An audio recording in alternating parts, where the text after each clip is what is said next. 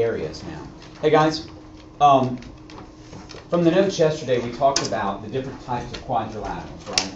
We talked about the first kind of classification was how many pairs of parallel sides do they have, okay?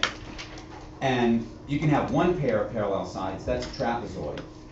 Or you can have two pairs of parallel sides, and that's a parallelogram, okay?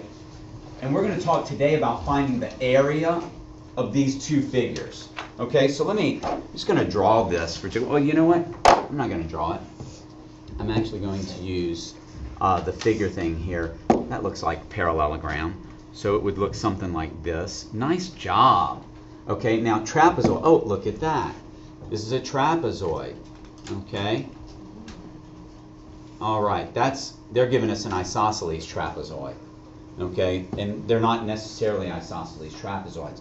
Isosceles trapezoids are saying that the sides that aren't parallel are the same length. That's not always the case. You can have a trapezoid that looks like this, right? Where the lengths of the non-parallel sides are different. Okay, but this stuff is really easy for us to manage. In this one, you can see, what if I cut off this little triangle right here? If I cut off that little triangle, right? Do you see that? Whoa, I don't want to do that. What I really want to do is, okay, you know what I'm going to do? I'll show you. Now, how about that? Taught you a lesson. Now let's take this thing, let's move it up here, and just put it right there. Right? And now remember, this side over here has been cut off. It's no longer there. Well, what kind of figure do I have now? If I took that triangle, it's a rectangle, right? And find the area of a rectangle is base times height. Yeah? So the same thing with the parallelogram. Base times height. But the height is the distance between these two sides, right? Between the parallel sides. Okay, so we just need to remember that. Now, with this one, what we do is we actually take the two bases, we'll call them base 1 and base 2, right? Whenever I have a subscript number like that, right? We did it with x's and y's when we were finding slope and that kind of stuff. But when I have a subscript letter, that's just saying these are two different bases, okay? The two bases are the parallel sides, and what we do is we add them and divide by 2. We're basically averaging the bases. Does that make sense? So base 1 plus base 2, and then we're going to times it by 1/2, which is the same as dividing by 2. So do you see you just average the two lengths, and then you multiply by the height? Add the two bases together, divide them by 2, and then multiply by the height. Okay? Here's the formula for both of those. Okay?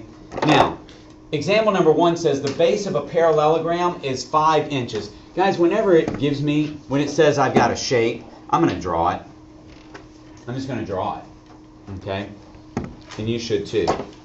It says the base is 5 inches. The height is twice the base. Oh, I didn't draw this very well, did I?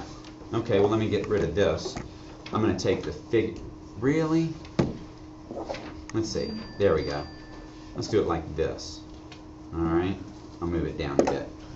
All right. So the base is 5 inches, and the height, and we'll draw the height. Remember, the height is a parallel line. I mean, a perpendicular line.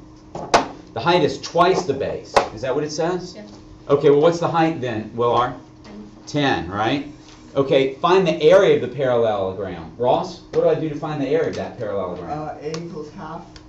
Wait. Parallelogram. A equals H times height. A equals B times H. So in this case, that's 5. Come on, smart board people. 5 times 10, and that's going to give me 50. 50, and you know what? It didn't. Oh, it says inches. Inches squared.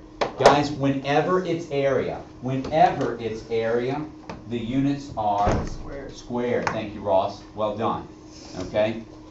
Whenever it's area, the units are squared. In this case, the units were inches. Okay, good job, guys. See you at the next example.